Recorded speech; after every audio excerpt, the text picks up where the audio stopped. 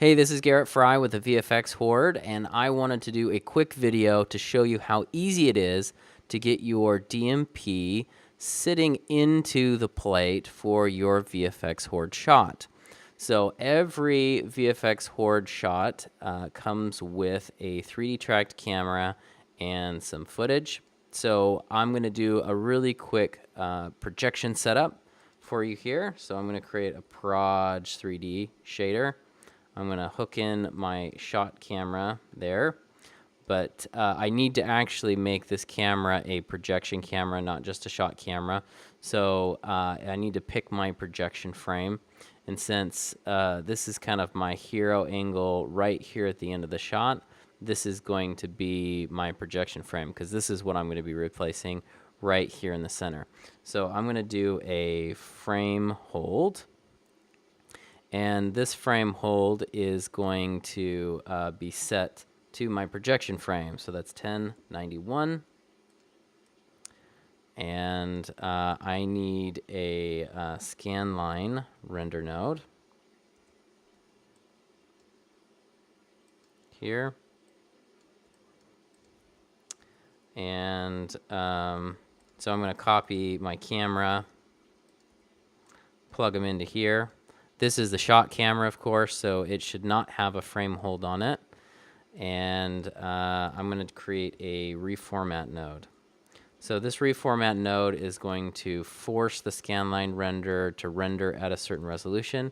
I want it to render at the shot resolution, which is 2048 by 1080, which is right there. So now we have that set up correctly. So the only things, last thing here, let's do a merge node. And we're going to put this DMP on top of the plate, okay? So we have this set up so far. The one thing that we are missing is our DMP that would go up here and some geometry that we're going to be projecting onto. So for this scenario, I'm just going to create a fake DMP. So let's do a color wheel up here. And I'm going to use that as my projection image.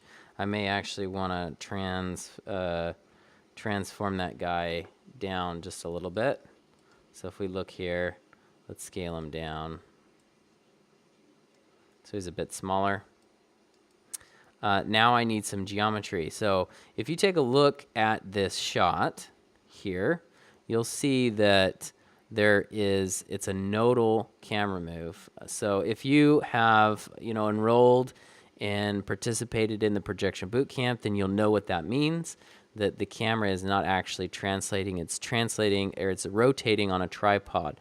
So we don't really see any parallax to this shot, and because of that, we can project on any kind of geometry.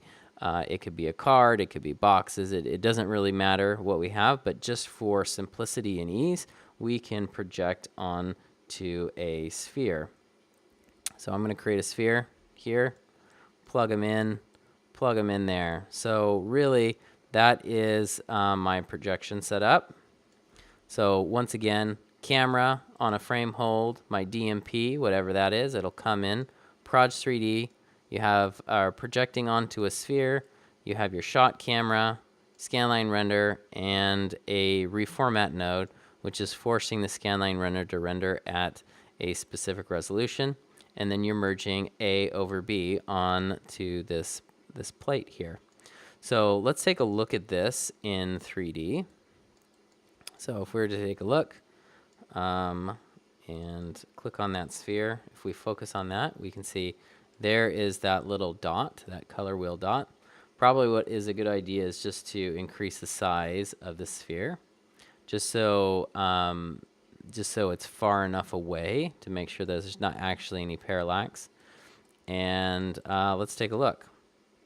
So there's the dot, and merged on top of the plate, it's like this. So let's go ahead and let's make this guy just a little bit smaller here, and we're going to see how it tracks onto the plate. So let's rewind here, and then let's press play. And you can see that my color wheel here, that is my DMP, looks like it's sticking right to the plate. So that's what you should expect when you have a nicely tracked 3D camera. So there you go. It's tracking with the film footage, and it's easy as that. So these nodal shots make things really simple, and you can do a lot of really cool things with your DMP, and you don't have to build out complex projection geometry and anything. It's just a nodal camera move, so all you have to do is project onto the sphere.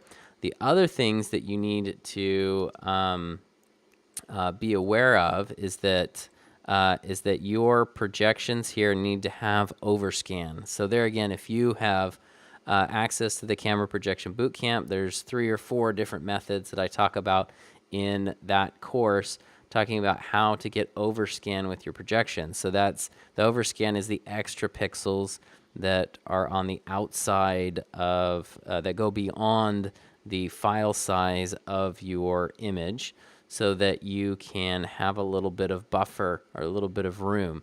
So when you're coming in here, you should have some overscan, and also make sure that you are exporting your DMP out of Photoshop with the proper alpha channels, and that it comes in correctly. What would be wrong is to have a black, if you look at your DMP here and you put your DMP on top and there's a black edge all the way around it, then you've done your alpha channel wrong. So that's a whole section on the bootcamp that talks about how to do alpha channels. The safest way probably for this type of shot is to do an unpremultiplied alpha where you have a separate alpha channel, and then you can just pre-mult that as it comes in.